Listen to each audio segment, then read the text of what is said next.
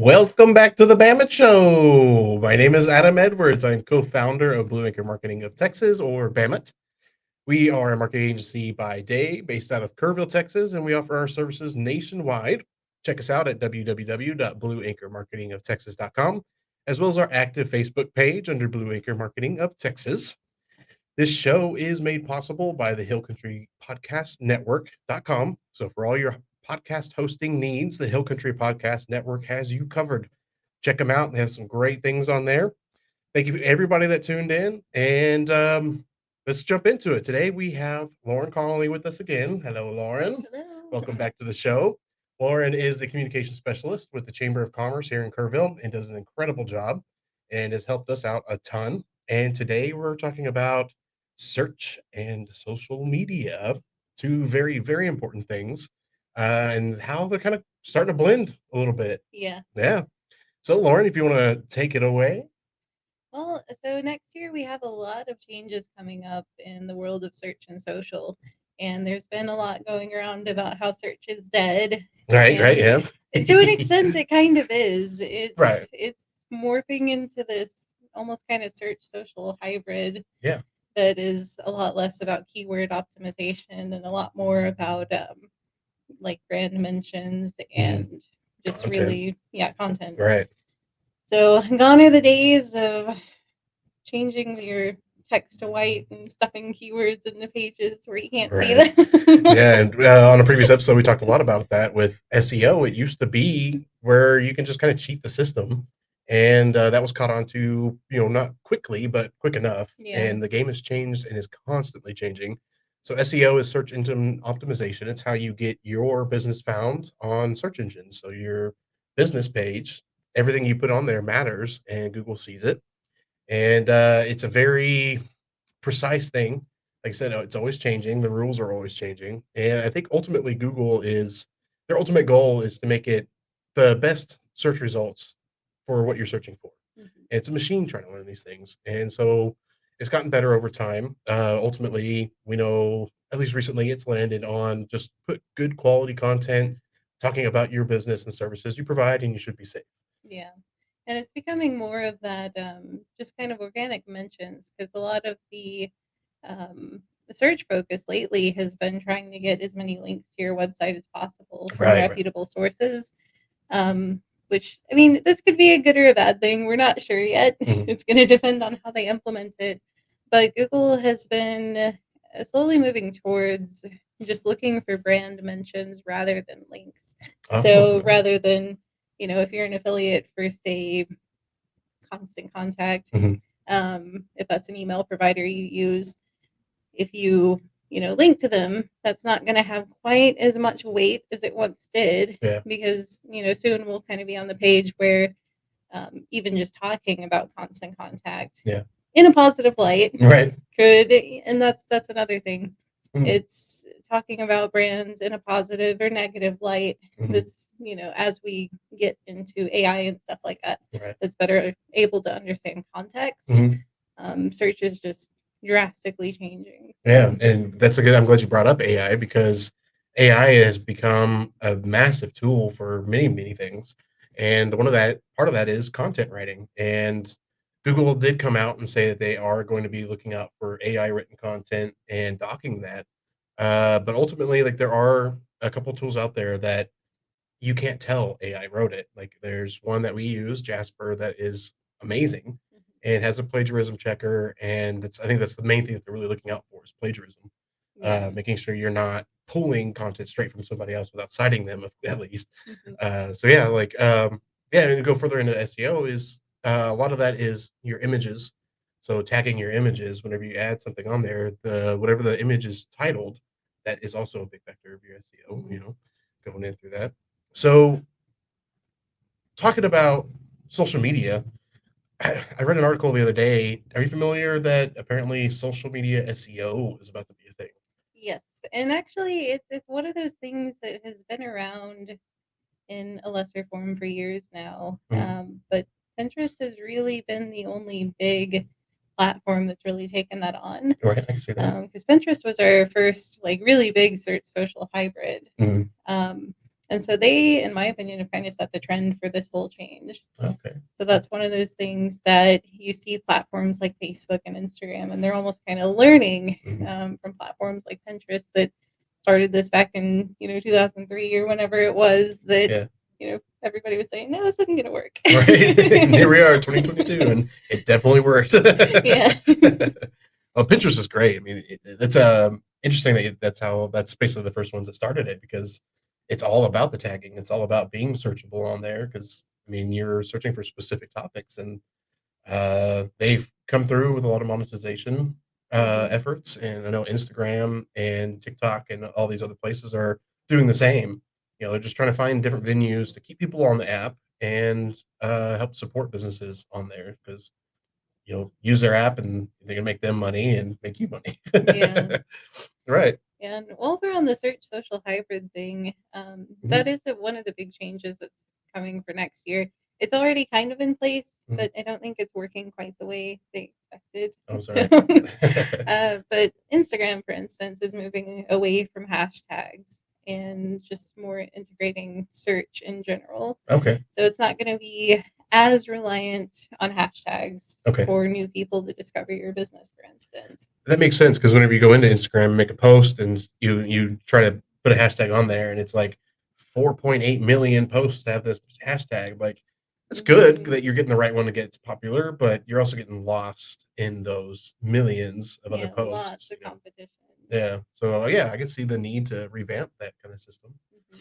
So I did do a webinar talking about SEO is dead, and it's kind of like my old little bit of clickbait. Like, I just had to throw it out there, but I truly do believe it's not that it's completely dead. It's that there are other options for businesses up front that are tight on budget to make their business searchable, and that's using social media.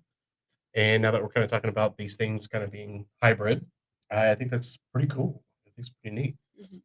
Yeah. So what else do we have for social media going there, or what do you have next? Well, so moving into just kind of general changes for next year, along with search, we're seeing the huge changes in things like Facebook. Facebook is changing. Well, I don't know how much it's going to affect the algorithm. It'll probably drastically change page reach for quite a while. But they're adding some new features to groups. Okay. So if you recently created a group, you're probably already on the new platform. But basically, it's a public group that is designed for search.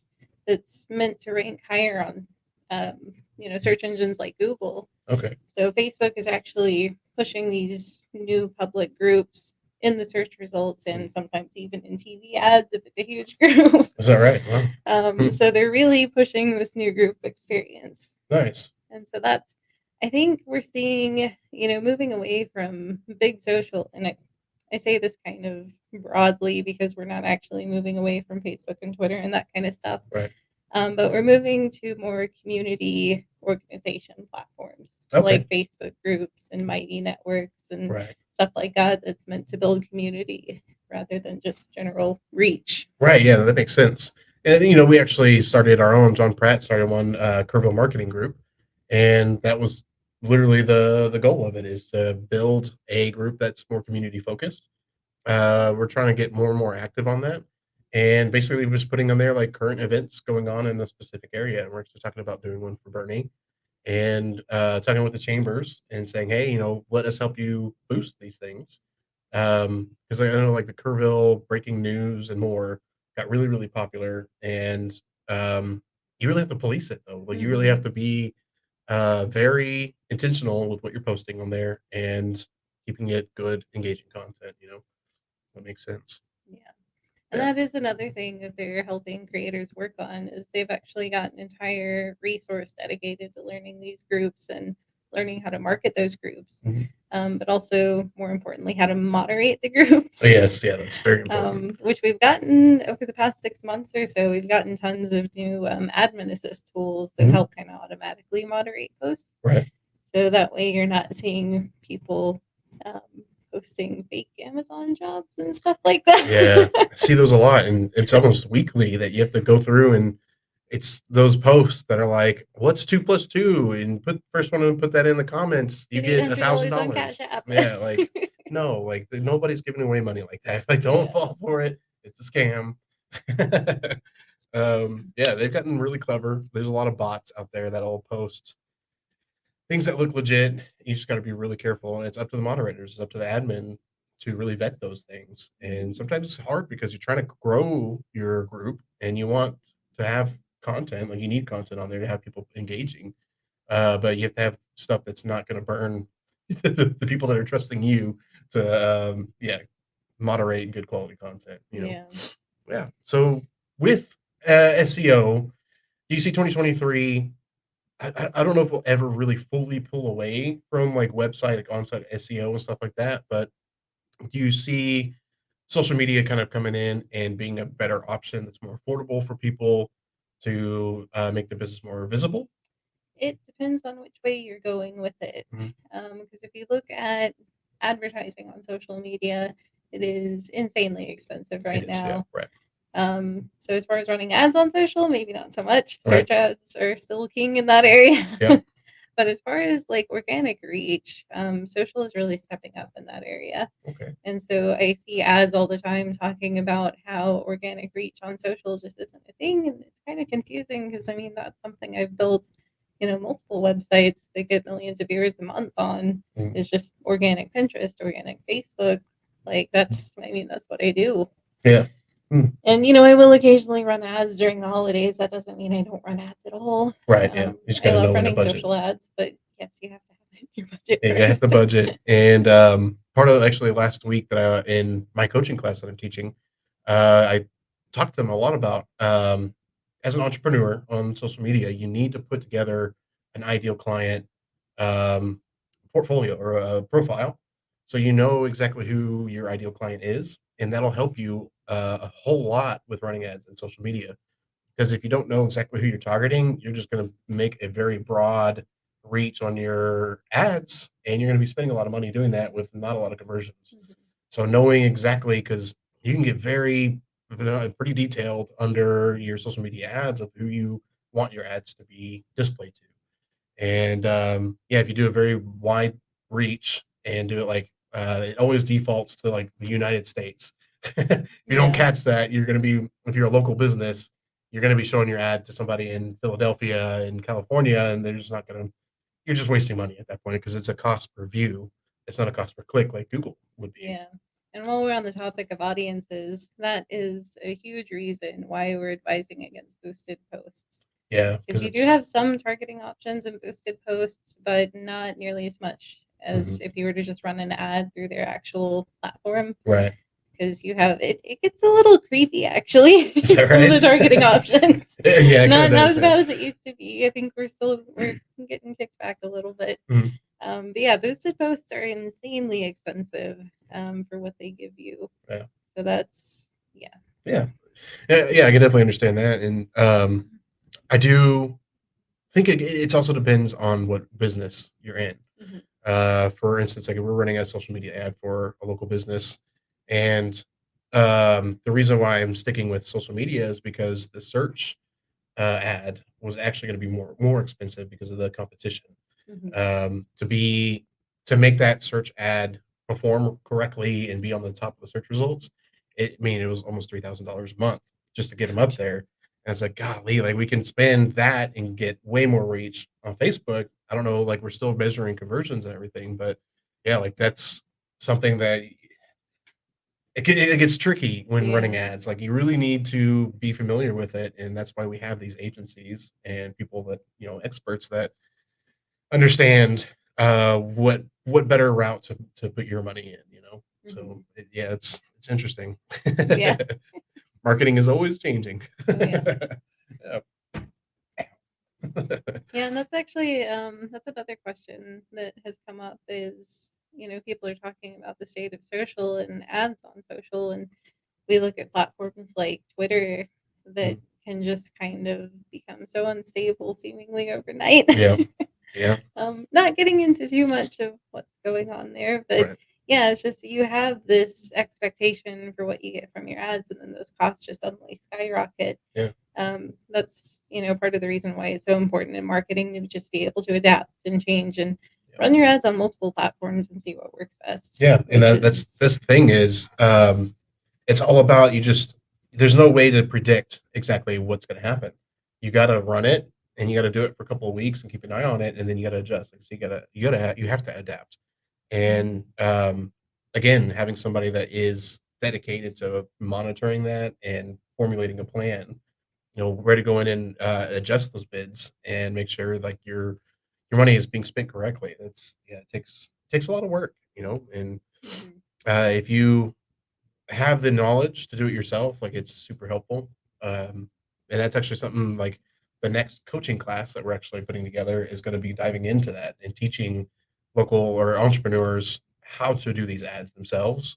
That way they can save some money and get to the point to where they're able to do it, understand, like, there's no way I can teach everything, but at least enough to be competent and save money and do it correctly and get them busy to the point to where that it makes sense. They're bringing more money in that way.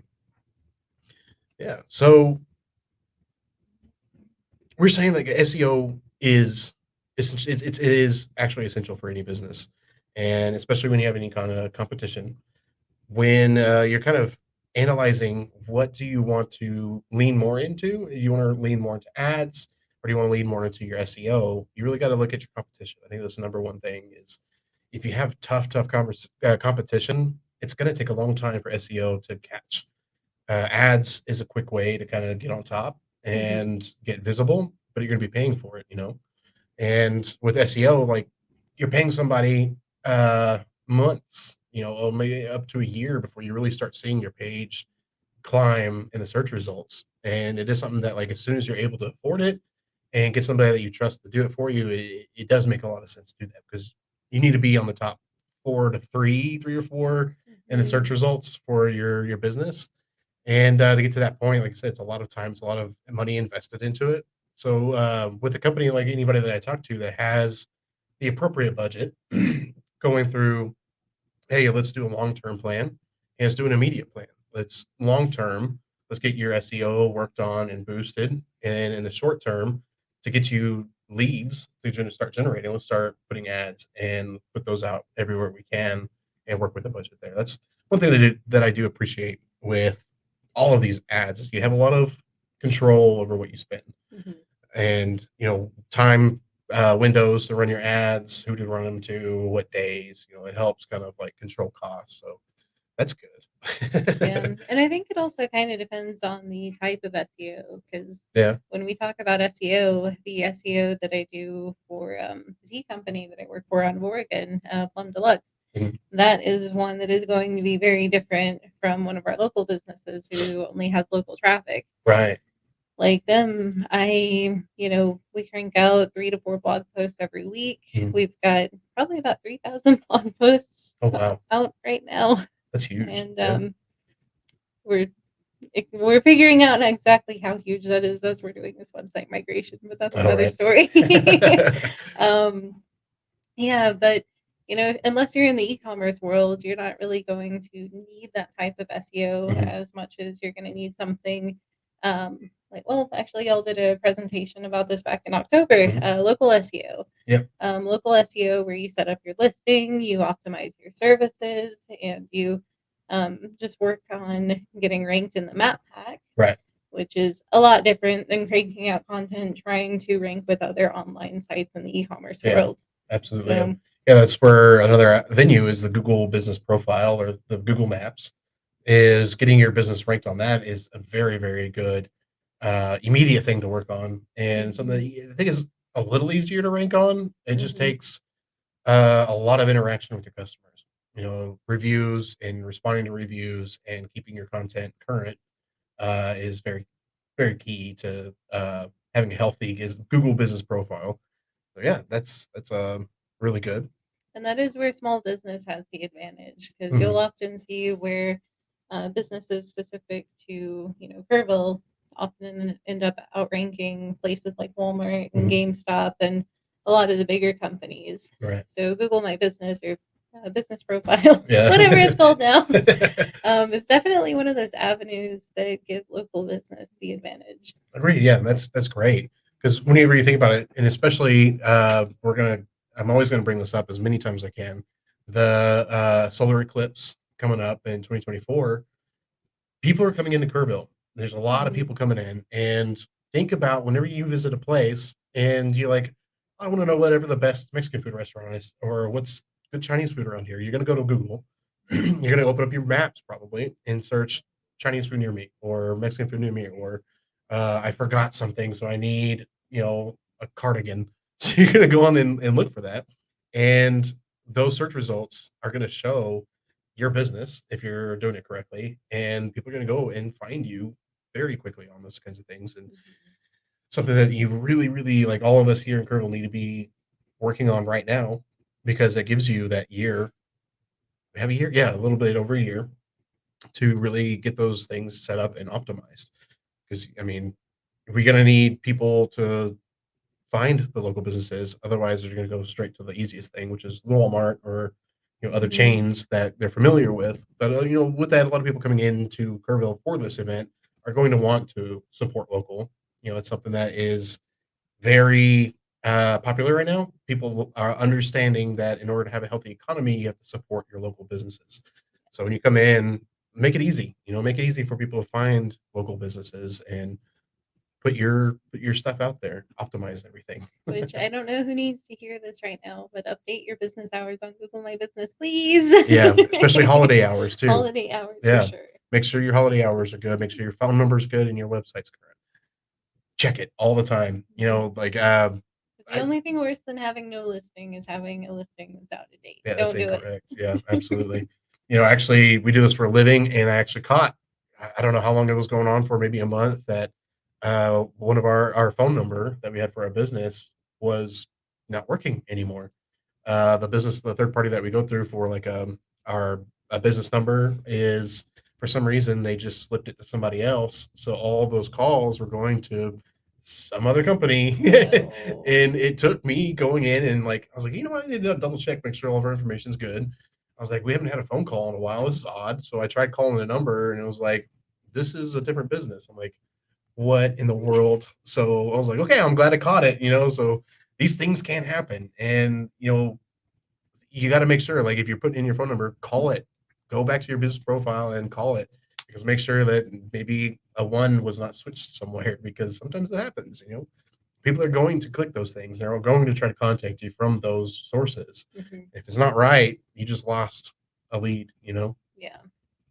And especially like when people are calling us for holiday hours and stuff like that, we get Mhm. calls well, I mean, even now, we get calls every day asking what restaurants are going to be open for Christmas. Right. We go and search that. We call people up. If you have your hours updated, we don't have to call you. Yeah, they can just be immediately publicly available. Yep. That's very good. Cool. Well, I think we'll go ahead and wrap up for today and kind of maybe hit this again. As we kind of go into the holidays, it's very important, like you said, to keep all your information updated. Make sure that people can find that you're open or closed on certain days. And those are also good places that if you're running deals, you can put current deals on your business profile and everything.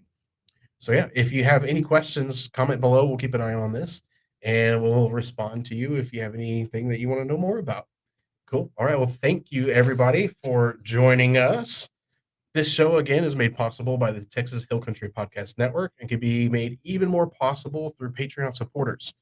Check out the hillcountrypodcastnetwork.com and patreon.com/Bamot, BAMOT, to show us some love. We'd love to be able to do this a lot more to show, to bring you guys some of the best entertainment that we can. And in order to do that, we got to monetize. So any support that we can, we're going to sweeten the pot as much as we can. And we're also working on the giveaway still. We were going to run it next week, but we're going to have a special guest coming on, CJ Goodwin, again, to talk about the mayor of a Sherlock Mayor of the Night. He has a crowdfunder going for that. So we're probably going to do it directly after Christmas or some a special episode. So we'll figure something out there. But yeah, this is a lot of fun. Thank you again, Lauren, for joining us. It's Hey, always a thanks for pleasure to having have you me. on. Absolutely. All right, everybody, have a great rest of your week. We'll see you next week. Bye. Goodbye.